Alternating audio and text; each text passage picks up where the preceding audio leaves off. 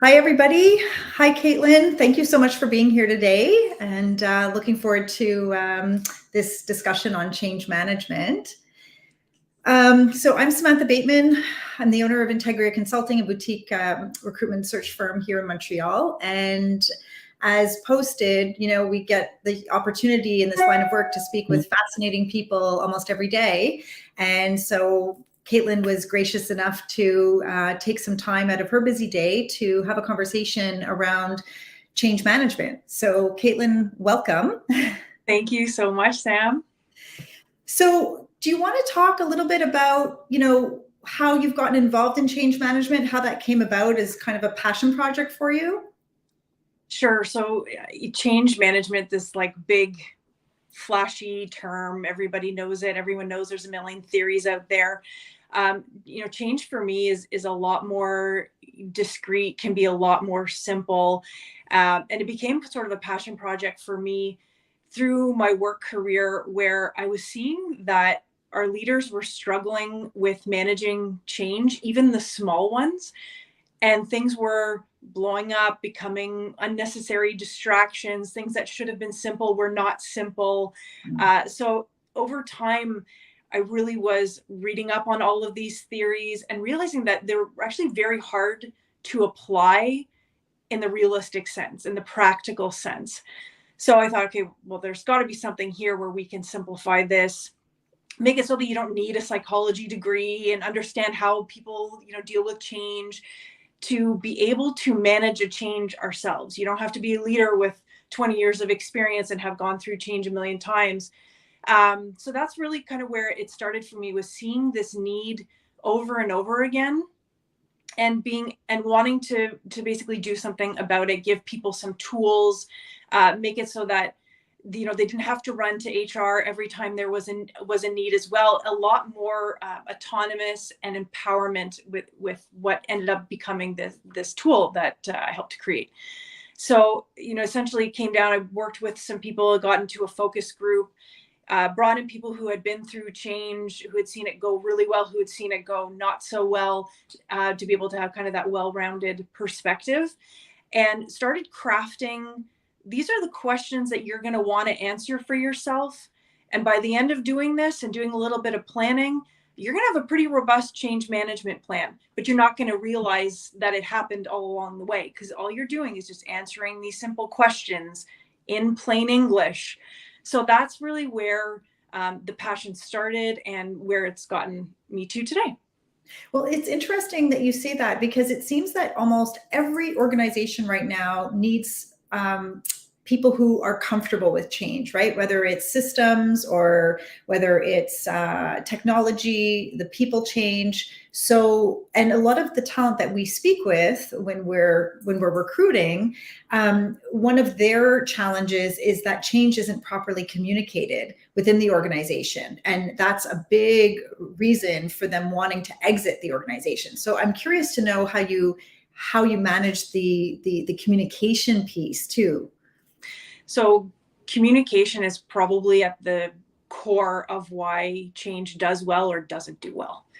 A little bit of planning goes a long way, and equally, that communication that you do, making sure that it's to the right people in the right order at the right time, with whatever message you need to deliver to that particular audience. So communication is a huge piece of change management. It is the thing that if you can get the communication piece right, people will understand if you don't have all of the answers already ready to go. It covers all that manner of sin. So Right. if you can communicate effectively, if you can do it in a timely manner, you can be honest and transparent that you probably won't have everything figured out. And then people will still be able to rally behind what you're trying to accomplish. That's a great point. That's a great point. And so, what when you think about how you started creating a manual, right, on change management, like what were the biggest components in there that you're like, we have to get these pillars right, as we're building out? Yeah, so this workbook, it has really 4 components to it. And you can, if someone is more seasoned, they can use it as a guide or as a checklist, or if someone hasn't been through it before, you can go through every single step. So it's kind of flexible in that sense. Again, written in plain English. There is a section on planning. Who are those people you're going to want to socialize with? What are you trying to accomplish? Who is going to be a change advocate for you? And we can talk a little bit about what that means as well. What are some of the tools that people are going to need if they're going to get behind this change, and how are you going to support them in it? So there's a whole planning section, a few questions to answer. And then from there, that really pivots into the other sections. So then there is a communication section where that really forces you to plan out who you want to communicate with, in what order. And then there's a section on creating the messaging itself. So there's planning that leads up to it, and then the messaging feeds up into that plan. And then there's an action item list. Like, we don't have to make this super complicated. We don't have to have crazy tools. A simple action item list of what you're going to do when, like a mini project plan, because that's essentially what change ends up becoming, should be a project plan. And that's really just the core elements of what this workbook does. That's fascinating. So do all employees have access to this, or it's more the leaders, right? So we did it phased. So that was also, used my own change management workbook for the rollout of this workbook. We phased it out.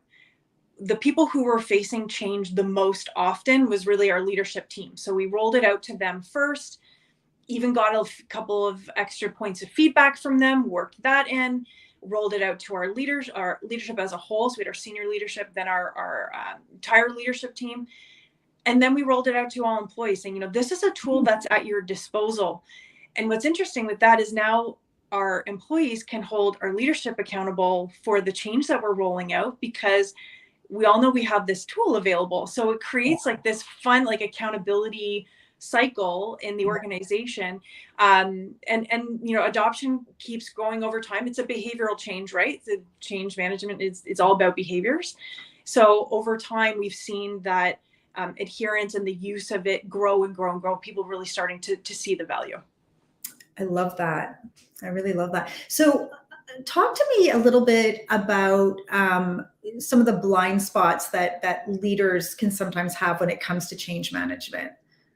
This one's interesting because as seasoned as a leader as some are, that notion of being humble and realizing that even though you've been through change a lot of times, you still do need to take the time to plan. A little bit of planning is going to go a long way. So just realizing that, I've done this before. I don't need to plan. I can just send this email out. I can just, have this team meeting. Right. There is no replacement for that preparation and that planning. You can do a lot on the fly, but not everything. But then the interesting is the flip side to that is sometimes we also get blinded by these flashy theories, big, long articles about them. And we can forget very quickly that change doesn't have to be insanely complicated. Again, you don't need a psychology degree for it. Mm-hmm. You can simplify change. It can be done. It's interesting. Leading up to today's event, you and I had a conversation around change management. And, it's been interesting over the course of my career to see how people are impacted by change and realizing that sometimes it's something small. So the example that you and I had discussed around, getting a catalog onto an iPad and people feeling very confident about their skills in selling when they were able to look back at the catalog and know, oh yeah, I know that's on page 38 if you want this widget. But then when it was put onto the iPad, everything was kind of turned upside down. And all of a sudden, very successful sales professionals no longer felt confident, right, in their role with this one client that we were working with. So how does change kind of impact people's confidence and their ability to do their jobs well? And how are you seeing that kind of play out in HR when things are not done well versus when the change is rolled out smoothly? That for me comes down to like the socialization of the change ahead of it. So making sure you've got the right people vetting this with you. Change is not done in a vacuum. There are tentacles out at whether we realize it or not in the moment. There's impact that it has, and it's not always obvious. So getting the right people around the table to vet what you're actually trying to do first, that's socialization. and making sure that you have people that you would consider like the naysayers, bring them around the table as well. Get them to really poke holes in what you're trying to do, because if that had been done in that scenario that we were talking about, there was probably, it would have brought up the fact that people were really used to using this catalog, and what the workflow looked like, Right. but what the selling practice used to be, and then how you're really flipping it on its head. If you had some of those stakeholders in the conversation and done a bit of planning, a bit of socialization, probably would have helped to avoid that. Mm-hmm. Interesting. And so where do you think there's most resistance from employees? Is it around relationships that they might, be at risk of losing, or in terms of kind of the power that they feel that they might be losing because of knowledge and a certain way of working? Or where do you see a lot of times there being kind of a bottleneck? It comes down to communication. Very, very simply, people can understand a lot. They can rally behind, big changes, but if it's not shared with them in a concise way, in a very deliberate way, in a planful way, and if they don't know what's in it for them, Right. that is so important. That's where a lot of the resistance comes from, because if you explain what's in it for someone, that brings it to their level, and whatever level that is doesn't really matter. The wrong people finding out at the wrong time, that notion of what's in it for them is so key. Again, I used that term before, covers all manner of sin. If you can bring it down to that piece, first of all, the person knows that you've thought about this, that you've considered them in your plan. That goes a really, really long way. That if they couldn't have input into the change itself, at least you've thought about how it impacts them, what it's going to change for them, how you're going to support them in that. It shows that you've been thoughtful with it. Right.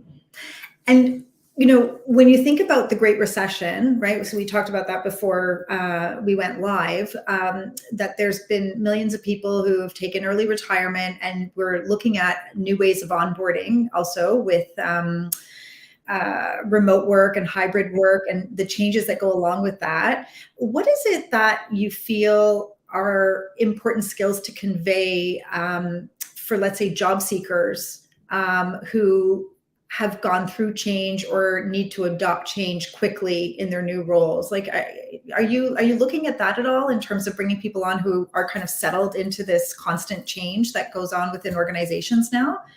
Yeah, so it's so on point. Being comfortable with change is kind of, it's become table stakes, frankly. Mm-hmm. There's so much of it out there. You have to be comfortable in the ambiguity. Communication and planning certainly helps with the ambiguity. Back what I was saying before, no one's got all the answers at the tip of their finger. There is got to be some tolerance for ambiguity. Pandemic is the perfect example of that, where no one really had a playbook for this. There's, disaster recovery plans. Did that really apply? How do we apply them? They have been looked at for 5 years. That's a perfect example of being comfortable with some ambiguity. When we talk about controlling the controllables, though, so as putting myself in an employer's situation, the Great Resignation, Great Reshuffle, whatever you want to call it, is bringing up a real need for the onboarding and the training process to be simplified, for there to be things like documentation in place. There is so much value in having control over that as an organization. First of all, it's amazing for career development. Someone comes into an organization, it's quick for them to get up and running, and then they can move around the organization and they can use that knowledge and parlay that into a longer career.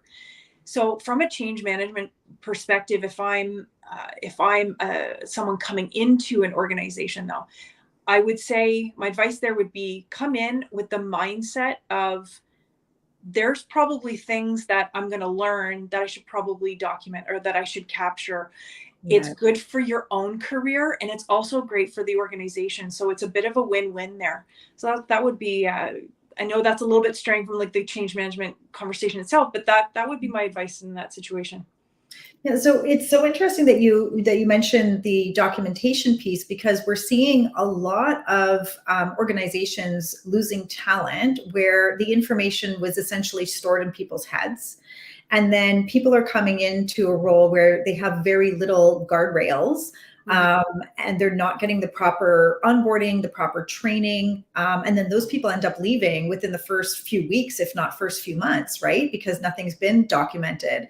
How do you even go from, like when you think about change, when it's, information that's stored in somebody's head, and then they're like, okay, we're going to start implementing, let's say, a new technology or a new way of operating. What would you say becomes very important in terms of, is it immediately documenting what you're already doing and then shifting to change? Or is it just, this is the new way that we're going to be working, and then kind of forget what you knew before? So this comes down to that socialization and having those change advocates in the conversation as well. So the change advocate essentially becomes your eyes and ears, becomes a little bit of mouthpiece for the change as well, because you will not be able to be in every conversation, refute every negative comment that's made about it, so on and so forth. So, in those cases, we really need, first of all, onboarding is just so critical right now with people working remotely. And if you can just put yourself in the shoes of the person who's walking into the role, what are they going to need? What are some of the questions that they are going to be asking? Where do they find this information? That's a huge piece of change management as well, is just having a bit of an empathetic lens on things. You're asking people to change behavior. You're asking people to change how they work. You're asking them to work with a new technology. How are they going to react to this? What are some of the questions that they're going to have? Keeping that frame of reference as you're planning out the change. So it's not just, here's what we're going to do, please do it. It doesn't happen that way. Just because we say doesn't mean it is so. We really need to bring people along with us, socializing it, making sure you've got the right voices around the table, because immediately skipping to, hey, let's just implement a new technology. Some of this subject matter expertise is walking out the door. We can't do anything about that. There's a lot that people can do when they're brought into the conversation at the right time as well. And they have a say in it. Yeah, it's always surprising to me, it is and it isn't, that even when organizations are implementing, let's say, better, we've seen an organization implement great benefits, right? So augmenting benefits package, or bringing in, let's say, better technology, where they feel like, well, this is going to be so great for our employees, that there's still that kind of resistance in terms of, well, now I have to learn something new, or I need to go and find the information in a different place. So how important is it to have kind of like a roadmap or an easy guide to getting the information that they need when it comes to new policies or new technology? Yeah. The notion of repeat, I probably couldn't say enough. Again, just because we say it and we roll something out doesn't mean that the adoption is necessarily there. Having to repeat a message over and over again, where by the end of it, like, you feel nauseated with yourself because you've said it so many times, that's when people are actually starting to listen. That's when people are starting to grab on. That's when they're starting to use the technology. But it's also going to come back to, if you want to go through that phase as quickly as possible, make sure they understand why they need to care about this. Why do you need to care about this new benefit? What is in it for you? Why do you need to care that we're getting this new cool tool? Well, you need to care because it's going to make this easier for you. You're going to be able to do this on your phone. Whatever the situation is, bring it back to why they have to care. What is in it for them? So why do you think that so many organizations don't include kind of frontline employees in the decision making when it comes to making changes? Because we have often heard, I'm sure those of us that have worked in HR or touching HR, or that the employees are saying, what, I'm seeing this on the front lines, and yet nobody's listening to me. Or, we could have found this solution so much earlier had my leader been open to looking at this issue, for example, right? So why do you feel that there's kind of a resistance? I mean, and maybe you don't have, maybe you have an idea. I know you're not speaking for all HR leaders, but this seems to be a bit of a challenge. I don't know if it's kind of an ego on the part of some leaders that just, do the work because I told you to do it and don't look beyond that, or when really the employees could be a huge resource, right? Exactly. So I want to be clear, I'm not advocating to have, decision by committee for everything. That's just not a sustainable model. It doesn't scale well. There has to be a line in the sand at some point.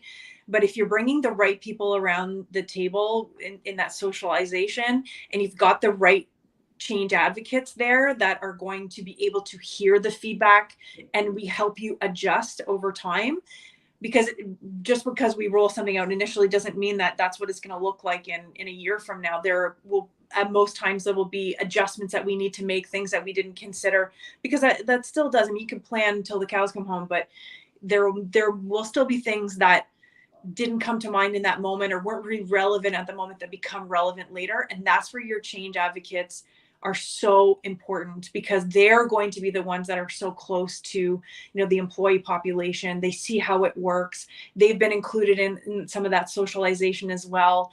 They're going to be able to steer people in the right direction, remind them that this is going to be a good thing, and be that feedback loop as well. So that's having those people in your corner to help make it a reality is paramount. Again, you're not gonna be able to be in every single conversation or refute every negative comment. You need people to rally around it.